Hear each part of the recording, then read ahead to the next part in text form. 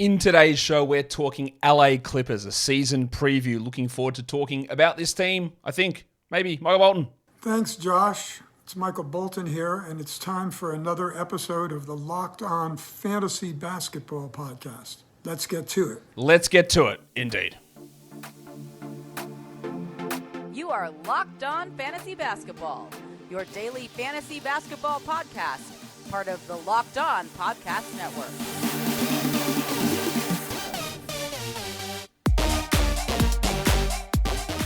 Hello and welcome to the Locked On Fantasy Basketball Podcast, brought to you by Basketball Monster. My name is Josh Lloyd. I am the lead fantasy analyst at basketballmonster.com. You can find me on Twitter, as always, at redrock_Beeble, on TikTok, at redrock_Beeble, and on Instagram, at Locked On Fantasy Basketball.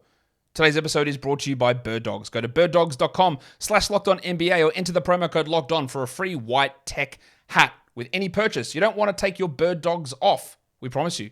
Thank you also for making Locked On Fantasy Basketball your first listen every day. We are free and we are available on all platforms. So we're going to bring in the host of the Locked On Clippers podcast, Darian Vaziri. We're going to talk about the Clippers, so we might as well get straight into it right now. All right, bringing back in Darian Vaziri. Now, last time when we did this last year, it was your first ever appearance, I think, as a member of, or as the host of the Locked On Clippers podcast. We're 1 year in, and you're back again for another run at it.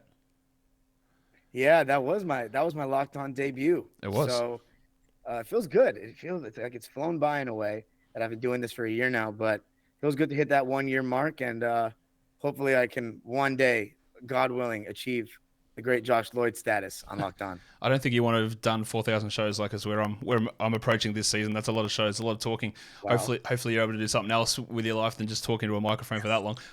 But hey. You're here for a year. You're here for your second go around at coming on and talking about the Clippers on my show. So let's do it. Let's talk about the changes to this roster over the offseason. There's not a huge amount. KJ Martin comes in. They draft Kobe Brown and Jordan Miller, who they just signed to a two-way deal. Eric Gordon is gone, and Xavier Moon was on the roster at the end of last season. Played well in Summer League, but he hasn't been re-signed at this point. The big, I guess, query or criticism of the Clippers in the offseason was giving up that first-round pick and Luke Kennard for Eric Gordon just to waive him to save money, when we thought the Clippers had a limited budget, but apparently they don't. So how has that been received in what was literally just a cost-cutting move? Oh, it has not been received well at all by the fan base. Very disappointed that we lost Luke Kennard. At the time, I saw what they were doing. They wanted to go all in. They really wanted to go all in and felt Eric Gordon was going to be better for what the Clippers needed last season. That was, if they're going to go small with multiple guards out there at once, have a bigger guard that can stand a chance against the likes of a Devin Booker or, just like real, 6'5" or over wings. And Eric Gordon, because of his strength, he stands a chance, even though he's not necessarily a good defender. And also the ability to attack closeouts and get to the rim and finish through contact. Luke Kennard, he's not really that. He's a fantastic three-point shooter, just a fantastic shooter in general, amazing off the ball. But when you run him off the line and make him put the ball on the floor, he is not who Eric Gordon is even now, and obviously not who Eric Gordon was in his great days. But it definitely didn't end up being a good move because we didn't do anything. Obviously, Kawhi Leonard and Paul George both got hurt, and we lost the chance at potentially getting Cam Whitmore. So yeah, it didn't go over well with the fan base in the end. I think getting KJ Martin is a pretty good move, though. Like, it's not the same sort of player, but with the aging players that they were running through the power forward spot, Marcus Morris, Nick Batum, and Robert Covington, who are all, I believe, 34 at least. Let's have a look. Morris is about to turn 34. Batum is 34. Oh, Covington's 33. There you go. So all older players who are on the downside of their career. KJ Martin is still ridiculously young. Started a bit for the Rockets last season. I'm not sure whether he's, how much he's going to play or over those guys or whatever it is. But I think that's a good piece of business, getting him in there as an interesting player. But I think what people want to hear right now is Kobe Brown, who was an older player, again drafted out of Missouri, 23 plus already, had a really strong summer league, shot the ball well in his senior season. The Clippers notoriously have not been a team that plays rookies really much at all, and there are some people who are, man, just start Kobe Brown. That's not really a likelihood of happening, is it? No, because you said it best. Ty Lue, and even when we had Glenn Rivers, they don't like I wouldn't say I don't like, but yeah, they're not big on young players, especially because those teams that Ty and Glenn have coached have been teams with championship aspirations or deep playoff aspirations. So you don't usually see too many young players in those rotations, let alone the late first rounder kind of guys the Clippers have gotten in the past decade or so. So Kobe Bryant, I would like to see him play a little bit, but there's about 13 guys literally that I would think are going to average more minutes than him this season. So yeah, it's not very likely. Outside of the two-way guys, which at the moment is Jordan Miller and Moussa Diabate, I don't really see who he would play more than, honestly, because it's year 3 for BJ Boston, and Mia Coffey is always useful to have around there. They're the two other end of roster guys. I just, there's this fallacy that older players are more NBA ready, and sometimes it's true, sometimes they're not as good. That's why they stayed in college for 5 years. So they're not as ready to play in the NBA, and they can never hang. So we'll see what that ends up being. But I think, again, people get enamored by Summer League performance where he was clearly the best player on that team or best prospect on that team. So everything was able to go through him. He wasn't playing with a bunch of other lottery picks, and that inflates some of the numbers. So I think a year or so of him in the G League, we'll see what ends up happening there. Let's cover the big thing now, the injuries, because both Kawhi Leonard and Paul George were absent from this team at the end of the season. Paul George had that knee buckle inwards at the end of the regular season. There was some thought that, maybe he's back, which was always optimistic bullshit because that knee injury looked pretty significant and they were talking about him coming back. And then Kawhi had a meniscus injury, played through it, and in the end couldn't. Still looked awesome. Where are we at now? I've got no concerns about Paul George being ready for the beginning of the season, but Kawhi Leonard has always been a little bit slower in terms of surgery and recovery and rehab from knee injuries. Did he have the surgery? What's the timeline there for him to return? We don't hear anything about Kawhi No, Leonard's that's injuries, true. But I saw something recently that Ty Lue said he's on schedule to be fine at training camp and all that, but knowing the Clippers medical staff and the way they've treated information on injuries, I don't really know what to believe at this point. Like, all I can do is hope, but I have nothing concrete to give you about that. Kawhi Leonard's injuries is like, they called it a sprained knee. He tore his meniscus and we didn't know about it. So they did that with his ACL as well. Exactly. So I just don't know what to think. I thought he was going to be fine at the start of last season. I didn't think he was going to be, I thought it would be a minutes restriction, but he had a minutes restriction. He was coming off the bench, and then he got a major setback. He was out for a month, and they listed him as day-to-day for like 10 games in a row. That doesn't make him look like that makes him look soft, if anything, like as if he day-to-day, it's like a game-time decision kind of thing if he can play. If he's out for a month, he clearly got hurt again or like had a setback, but you're just not telling us. So I have no information there. The Kawhi stuff was very weird last season. He played in the preseason and he played decent minutes, and then opening night, it's like, actually he's coming off the bench and playing 20 minutes. It's like, what? Like, what happened? And then there was some sort of setback they never told us about. Then he came back, and then I think he hurt his ankle after that. And then the second half of the season, he played like 38 minutes a night and played back-to-backs and was dominating. And it was just like, wow, what happened here? From the start of the season where they were so like, look, I don't know what it is, and we're never going to know because they never tell us anything. Was the team being cautious? And at the end, when we got to the second half of the season, Kawhi said, look, enough of this bullshit. Like, I'm just doing it. I'm just doing whatever I need to do here to go there. Was the team saying, don't worry about your caution, you're playing every game? I don't know what it is, but something clearly changed from this hyper cautious program to begin this season versus at the end, hey, let's just go hard and play as many minutes as I've seen Kawhi play almost ever in a regular season as well towards the end of the season. He played a lot of minutes, but he only played one back-to-back the whole season, and that was the last 2 games of the season against Portland and Phoenix. So when he came back against Charlotte in early December, made a game winner in that first game he came back. That was from the ankle that you mentioned. Slowly but surely, there was a stretch where he was playing every game besides back-to-backs, and he was playing pretty decent, like star minutes, like 36, minutes, 30, and it just seemed like we were just getting him back to treating him like a star, like every other team treats their stars. But there were still weird things that happened towards the end of the season. Like, I'll give you an example. There was a game we had against Memphis in March, and they pulled him out at halftime and said, you know what?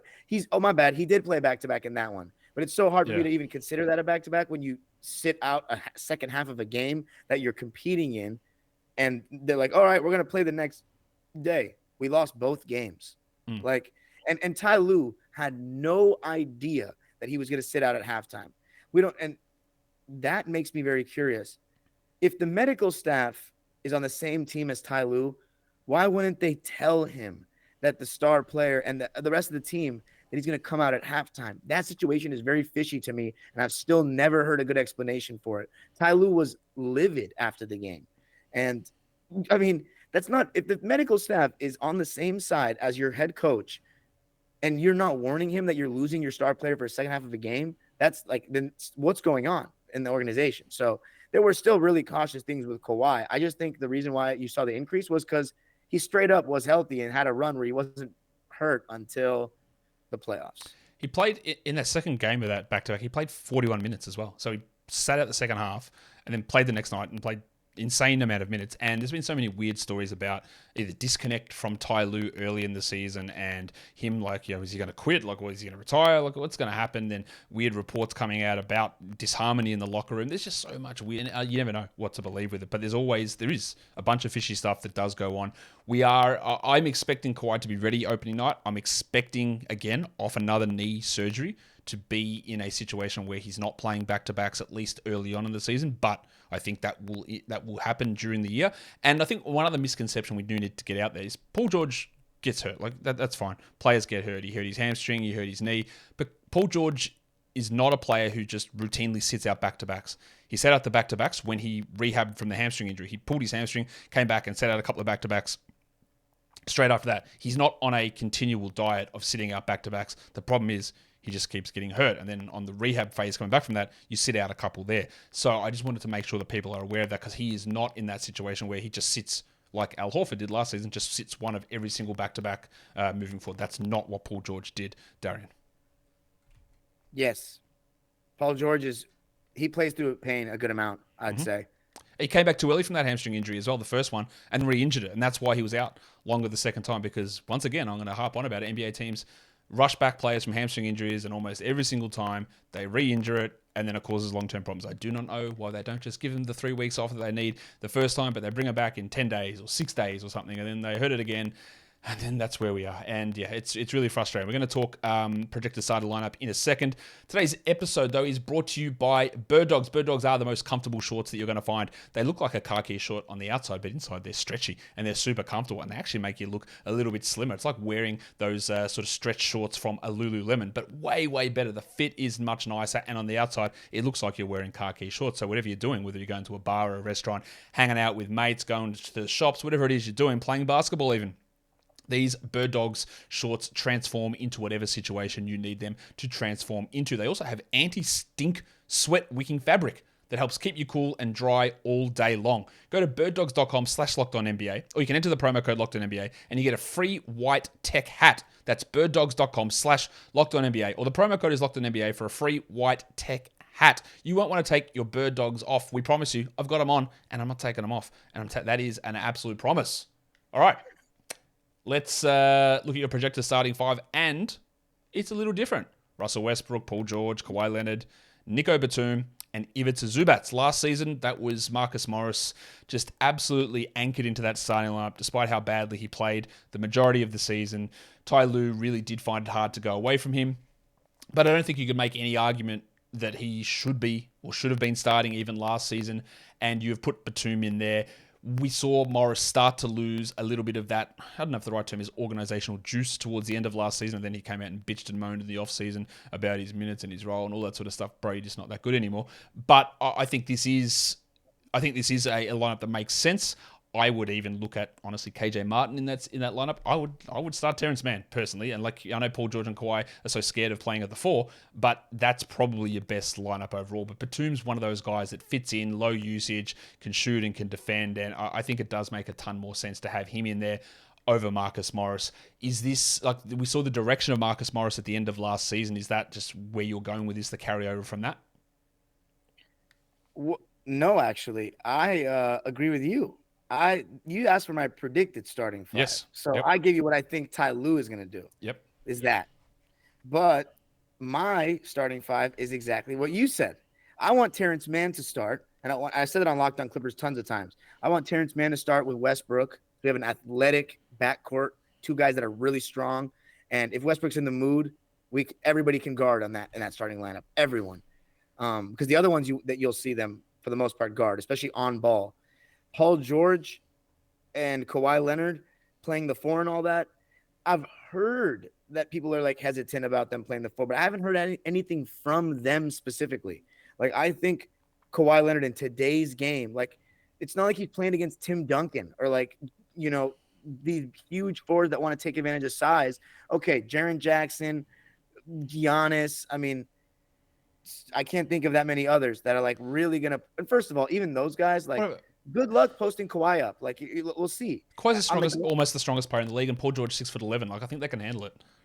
Yeah, Kawhi's really strong, and he's a great rebounder. And plus, we're talking about a guy that can be maybe like a secondary rim protector, alongside Zubats on that low block, and help defense. And Marcus Morris could not get off the ground last year. We were playing him at that spot. Kawhi Leonard can actually be a secondary rim deterrent if he's around there. So I think it's great. And then you have Zubac starting. That would be my starting five. I went with this because Ty Lue's not as big on Terrence Mann as the rest of us. And I think that he will go with something more quote unquote reliable. And I'm hoping Marcus Morris is off the team by the start of the season. And Nicholas Batum, nothing personal, but as you said, he's not that good anymore. No, he's not. And plus, if he is on the team, he might be in that starting lineup. Ty Lue is so close with him, he might do it. So Nico Batum is my choice. And then your rotation follows on with that because you don't have Marcus Morris in there, I guess, hoping he's out of there. But look, there are so many. We talked about this team in the depth last season. They're just as deep now. Bones Highland, Norm Powell, Terrence Mann, KJ Martin, Mason Plumlee. It's a really good five group there, and that doesn't include Marcus Morris. It doesn't include Robert Covington. It doesn't include Amir Coffey, who started games for them at times. I think that's a really strong second group there. Bones obviously had his issues with Denver, and I think the arrival of Westbrook limits his overall upside on this team, but he's in year 3, so maybe we see a jump forward there. I think I want to talk a little bit here about Norman Powell, who is always, he's 30 now, so again, a lot of these players are much older than you expect. He's always sort of in this role where you think he probably should be able to start and play bigger minutes, and then he always seems to pull back, and then someone gets hurt, then he starts, then he gets hurt, then he's out of there. Like, is this not necessarily a make or break type of year for Norman Powell on this team, but he's never really been able to establish himself consistently for long periods of time here. Well, I think this past season, actually, before he got hurt, we did establish something for him. And that was in the beginning of the season. We tried playing him as our starting shooting guard, and it was terrible. He was literally playing so badly that I saw people on Twitter like wanting to trade him right then and there. I was like, okay, guys, it's only been a couple of games. And he made comments before the season that he wanted to be an all-star. He wanted to solidify himself. Yeah, I think we talked about that last time. Yeah. But and clearly he wasn't. He was just kind of shot hunting way too much. And when he came off the bench, it allowed him to really embrace what he is as a player in this league. And that is a guy that can come in and give you instant points and do it consistently and get to the basket and get to the line. And he did that so well for us. He was one of the more consistent players on the team this season, so much so that I was getting in the Locked On comment section. I had people saying he was better than Paul George at basketball. I was like, guys, you guys are going way too far now. But Norman Powell, he had a stretch where he was an instant 18 points every game, and we were pushing 6 Man of the Year propaganda. I remember he had an event, like not an event, but at post game, sometimes the Clippers do this thing called Meet the Player, and sometimes they get to basically talk to a certain group of season ticket holders or whatever, and people with season tickets will say, "Hey, you want to come or whatever?" And I remember telling him like, "Yo, you're gonna win 6 Man of the Year," and there was a whole conversation about that. So then he hurts his shoulder, and he didn't really find his form till late in the season, and in the playoffs he was fine, especially in Game 3 against the Suns. But Norm, I think he's, especially in the context of fantasy, he's an instant 17 points per game. I promise you. And I think he'll still be that this season, truly. Yeah, he's got to be really high usage. He shot the ball 40% from 3 again, and the problem is the lack of gigantic minutes and the lack of other peripheral stats. But when someone gets hurt, he does tend to step up. In terms of, what was I going to say? Oh, here we go. Let's talk about the young players in this team, because they do have 4 players under the age of 23, which is where we're cutting off here. KJ Martin, Bones Highland, BJ Boston, and Musa Diabate. Who do you think plays more minutes between KJ Martin and Bones Highland? That's a really good question. Really good question. I would say KJ Martin. I agree. But it's going to be really close. That's a coin flip, because you mentioned Robert Covington. Is he going to be part of the team? Because if he is, then I'm wondering how they're going to distribute the minutes between KJ, Nico, and Rocco. But Bones Highland seems to have that backup point guard spot like locked down. Like I don't see anybody coming in. When Westbrook goes to the bench, you get Bones in there. And there were even times like Ty Lue really loves these guard heavy lineups. There were times where we had Bones and Westbrook together, and it actually looked pretty good, surprisingly, because Bones is comfortable catching and shooting threes. And honestly, like he's a contested shot maker too, and contested shot taker. So that obviously is not great for like efficiency purposes. But if he's getting more open shots, like the better it is. You know what I'm saying? Because he really will knock them down. And there's a level of speed that we get having both of them on the floor. And both of them are the fastest guys in the team with the ball in their hands. And I like the probabilities or the possibilities of that if they're surrounded by some good defensive personnel. So that being said, man, I'm trying to convince myself maybe I was wrong in saying KJ Martin, but that's how close it is what I'm trying to say. I'm going to go with KJ, but because he's the only one of our players that really is an above the rim lob threat. Like Zubats and Terrence Mann and Kawhi and Paul can all catch lobs. Terrence Mann can kind of go up there, but KJ Martin can go to the stars. Like he's going to be one where Westbrook's going to be throwing it up there. So I think having that unique athleticism that we don't have, he'll play a little more, but it's a toss-up. I do think it's going to be KJ as well, because while Bones might be the backup point guard, the problem you have, though, is that Norman Powell and Terrence Mann are both coming in on that second unit as well, and I fear that those guys might get priority over him, and I'm not that worried about Covington. Ty Lue obviously has an issue with playing Covington. He barely played him last season. He'd go out there and have 5 steals and 5 blocks in a game, and then he'd sit on the bench for the next 4 games while Marcus Morris plodded around and did nothing for 30 minutes a night. So I don't really think that there's going to be a reverse course there on Covington, but it's all going to come down to just Ty Lue like KJ Martin, because that's what's going to be the thing that decides that. But I think he's at a pretty good chance to take a sizable role heading into next season. We heard a comment from, I don't even know where it came from. I saw it aggregated somewhere saying that Ty Lue had spoken to Paul George and Kawhi and said, "Hey guys, we need to take the regular season seriously," whatever that means. What do you view of that comment that was floating around? What does it mean? Is it implicating that they weren't taking it seriously in the past? That we're going to see, you can't stop Paul George jumping for a rebound and having his knee bend backwards 90 degrees. Like nothing. You can't do anything about that. Can't do anything about him pulling his hamstring. You can't do anything about Kawhi rolling his ankle. So what does that take it seriously mean? And is it something that they've got to go for this season? Yeah. So that comment was on All the Smoke what Ty Lue made. Yep. And I think I'm like the perfect person to ask this to, because I said it from the beginning on Locked On Clippers that we are lacking seriousness as an organization early in the season. Now I'm gonna give you examples why. The beginning of the season, right? So first of all, Lawrence Frank made a comment after the season ended that I made all year long on the pod, and that was, it's not some genius comment. Only 2 teams, the 69 Celtics and the 95 Rockets, have won championships that were lower than a 3 seed.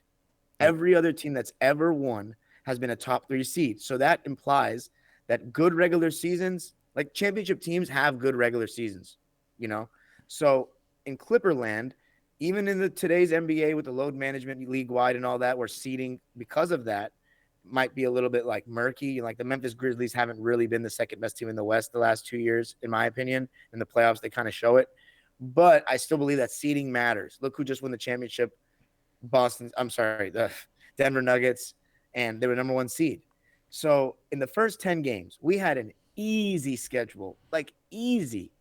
And I was thinking, you know what? This is the perfect opportunity to start the season like 7-3 or 8-2, and we are rolling. And even with Kawhi out, we had plenty of good games that we could have taken advantage of. And the approach, there are some games where teams lose where you just weren't good enough, but there are other games where the effort is lacking. And that's what I think seriousness refers to a lot, is the effort, the focus. And after the games, they keep downplaying all their losses. Like Ty Lue kept saying, we're just still figuring it out. We're just still figuring it out. Like as if we made all these moves in the offseason. You added John Wall. That's not that big of a move.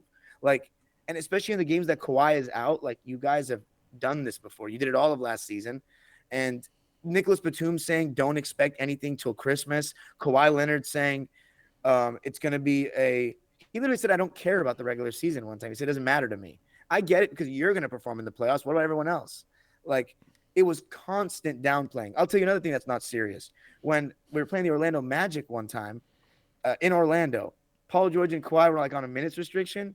They exceeded their minutes restriction, and then they cut it off in overtime. That's right. We lost. Yeah, I remember And then that. against Sacramento, the second highest scoring game in history, Paul George goes to the All-Star game in Salt Lake, and he comes back injured on a minutes restriction. Like, what is going on there? And then he plays 40 minutes, and then in double overtime, he sits out. But then let's throw him into the last possession. Like, they're all over the place. Then the Kawhi Leonard thing, not telling Ty Lue. This is clearly, nobody's on the same page here. It was a mess. So I think that's very relevant. And also, how about the Marcus Morris conversation we've had this whole podcast? I mean, how is that serious when the metrics, the eye test, everything shows that Marcus Morris right now should not be playing over certain guys, but you have the personal tie to him or whatever your decision is. It's not what's best for the Clippers as an organization to win games, and all the fans can see it. And so, yeah, that was not a serious regular season. When the Clippers go, hopefully he backs up his word and says, we're going for, 50 plus wins. We're going for the highest seed we can get. And I do think sometimes we take the load management to the extreme. I'm fine with the back-to-backs with Kawhi missing. But as I said, like the minutes restriction stuff, all that, it was just a little much. And I know players, it gets under their skin a little bit as well. Yeah, that's the thing. It's not the players always. There is some player dictating in it, but it's not always the players that are making these decisions. And there is a lot of communication that is not working with this team, and that's pretty clear. So the next one I want to ask you about is Russell Westbrook and the Zubats-Plumlee center combination, because none of those guys can shoot. Russ did shoot better in the regular season with his time with the Clippers in those 21 regular season games, and he shot okay in the playoffs as well, 36% from three there. But to rely upon him being a good three-point shooter is tough. We also saw at times when guys were healthy that they would limit Russ or play him like 27 or 28 minutes. But that problem with the two non-shooters, which Zubats and Plumlee clearly are, Westbrook at times can be a willing shooter to his detriment. That can cause some problems with the lineup. So how can you envisage this happening? In the past, the Clippers had run tons of small lineups with Morris or Covington or Batum playing that small ball shooting center. Would that be something they lean more into? Or now that they have two established real rotation NBA centers, that they're going to have to figure out a way to make this work otherwise? I think Zubats and Plumlee will play every game. But I do think there may be some small ball lineups in there if we're really getting cooked in the pick and roll. And I think that's when Ty Lue will go small with no bigs. I think that'll still happen sometimes. As far as Westbrook, I'm not too concerned. Do I think he's going to shoot 36% from three next season? Not really. But I think he can shoot 31 or 32%. And as long as he's not falling, like I don't need high volume. You know what I'm saying? I don't want more than 2 3-point attempts per night. I say 0, but you know what? Since he shot 36%, I can give him 2. And here's the thing, some people will say to keep the defense honest, but no one's going to close out super hard if they know what they're doing, right? He needs to shoot well for 3 years before anyone starts closing out on him. Right. So I think Westbrook, if he can still just, now that he catches the ball when he's open, attack with a running start, that could still attract a secondary defender, and then we have spacing, he can make a decision. And we saw a little bit of that. We also saw him, when teams would sag off, him go to the little short corner and fly in for offensive rebounds. I thought that was spectacular to see that. Like, so he ends being a screener. I love Westbrook as a screener because on the roll, he can make a quick decision and he can go up strong. So I think Ty Lue did a great job of being a little creative with that. So I'm not concerned about like the spacing and all that. I think our offense was really good when we got Westbrook. And I do still think you'll see small ball to help Westbrook out. And because if we're getting cooked in the pick and roll, try to switch everything, bother the opposing team defensively in that sense. What do you see? Look, this hasn't been one yet. There can be one soon. Extensions for Kawhi Leonard and Paul George. And if there isn't an extension, is that a problem? Yes, in my opinion, because they haven't shown they can stay healthy. Why would I invest so much money in these guys that have not shown they can stay healthy? Because that's going to be a risk if you want to trade them anyway. Let's say you do want to go a different direction. Teams might be hesitant to take on guys that are getting paid $45 million, whatever their extension would be. I would assume with these new contracts, upwards of $40 million per year. Oh, and yeah, and like I don't know if teams would want to invest that much money in these guys, especially with how capped you are now with the new CBA and all that. I'm not about the extension talk at all. I'm very frightened of that. And that's, again, no disrespect to Kawhi and Paul George. We've given them huge contracts, and they haven't lived up to that because of their lack of health.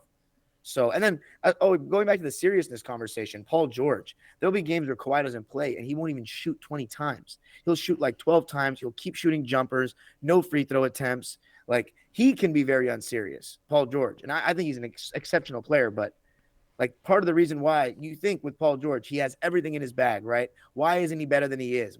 He's a great shooter from 3 levels, amazing handle for his size, good defender. What is it? The mental game, like the confidence. It's so wavering, and he makes very questionable decisions, and he'll very often fall in love with threes, and that can be very inconsistent when you're shooting so many jump shots, not getting enough easy baskets. And he has no excuse not to be getting that many easy baskets. He's not super slow or anything. He's 6'9" with bounce. Like, he's a very frustrating one to watch every night, but when it's good, oh man, there's not many prettier players in the league to watch play basketball. No, that's true. He can absolutely get rolling and put up your top 10 sort of numbers really when he gets going, but there are frustrations with him and availabilities and all that sort of stuff that you just mentioned. Who is a breakout candidate on this team? Well, I don't know if I could call Terrence Mann a breakout guy, but if he gets more minutes, I think you can really see his value elevated. But will he? Like, they just seem so adverse to doing it. And his name keeps getting, we haven't even addressed this yet. His name keeps getting brought up in the James Harden deal. Like, do you expect that Harden deal to happen? And it's almost definitely going to have to include Terrence Mann, isn't it? I don't like that conversation at all. Makes me really, really scared. I mean, it all depends on how badly the Clippers want to get this guy. I think if they start the season really well, I think they may be like, you know what? Let's not disturb the peace. But if they don't believe in their team as it's constructed, then yeah, it's going to happen. And you said Terrence Mann, and I know that's part of the reason why the deal hasn't happened. And I'm really happy that's the case. But it's like, that's what makes that conversation so much more frustrating. That, okay, you don't want to trade Terrence Mann for James Harden? Then why don't you treat Terrence Mann like our premier role player, do it everything kind of guy, by treating him properly with the minutes distribution? That's the thing, because I think the front office values him a lot more than Ty. That's what I think. That's what I see to know from everything I've been told and seen last season. So I'm fine. I won't go with Terrence Mann because I still don't know, but then I don't know who else it could be. Like Bones Highland, I would love to see him take a leap. Love to see him, maybe be a little stronger, show more defensive effort consistently, because I saw in the playoffs he wasn't as bad a defender as everybody advertised him to be. He had good hands, so like for anyone that's in a categories league or something, like he might get some steals, but I wouldn't pick up Bones Highland in fantasy, quite frankly. But Bones, he has good hands and he has long arms, get in the passing lane, so I saw some potential there defensively. So I'd hope to say Bones.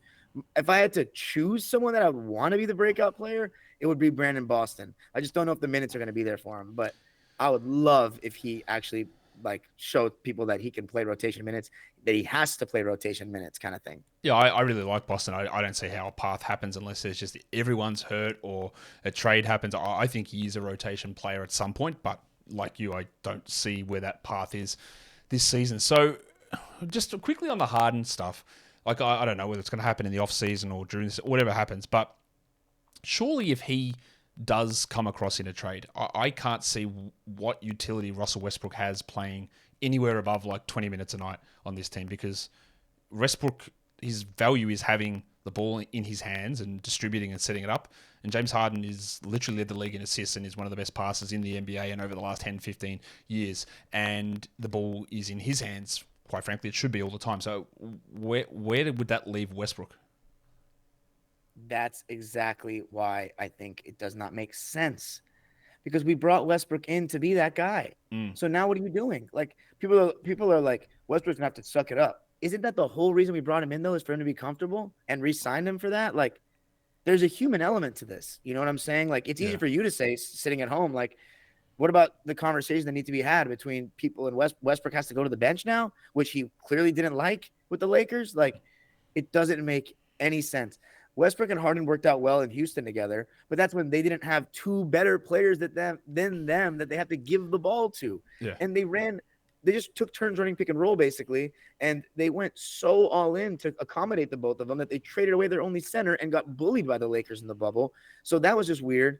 I'm not a guy that's saying that Westbrook and Harden can't be decent together, but Westbrook and Harden with two better players than them, As you said, those two guys need the ball in their hands as well.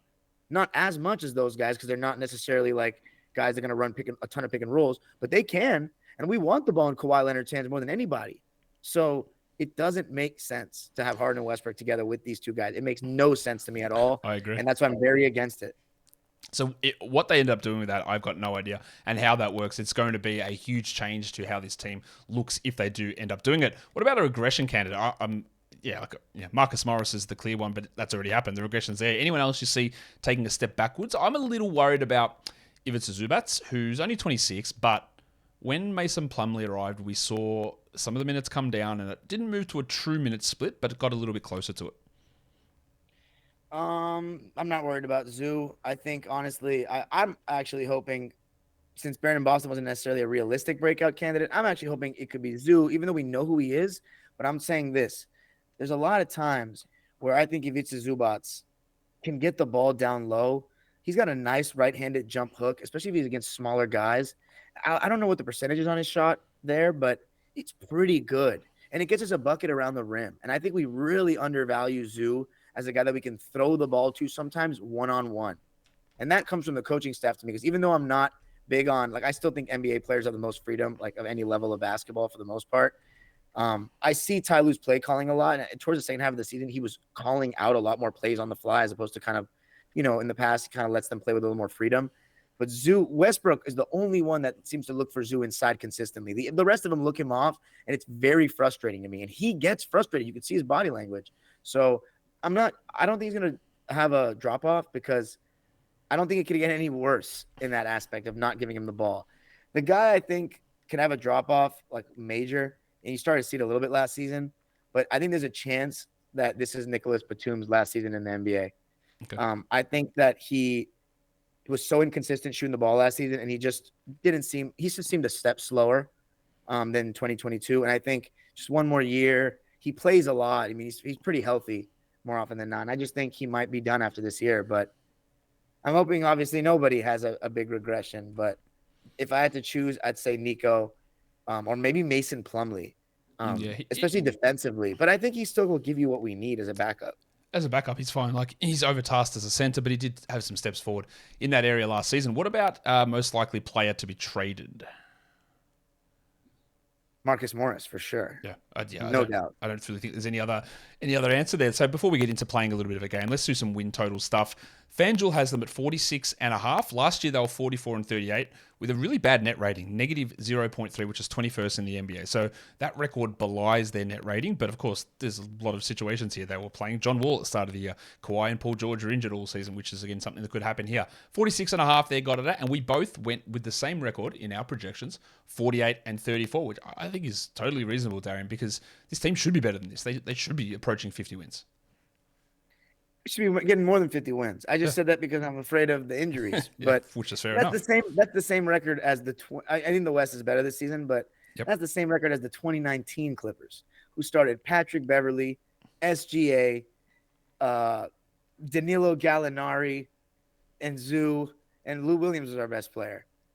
But that team, they had a lot of fight. Every single night they showed up to play. And I think that's when it goes back to that seriousness conversation. We see this team play with, only have maybe 1, 2, or 3 of those duds where you don't really try, like compared to other teams. Because I get it, like, it's a long NBA season. Even in the past, you'll have a couple duds, but we had too many duds. We had more. I'll give you a fun fact. I don't have the number off the top of my head, but it's a fun fact for anyone that wants to know more about the Clippers last season, how bad it was. We had more games where we waved the white flag with 5 minutes left, 3 minutes left, than we put in our bench warmers because we were winning by so much. And with a team with this expectation, that should never be the case.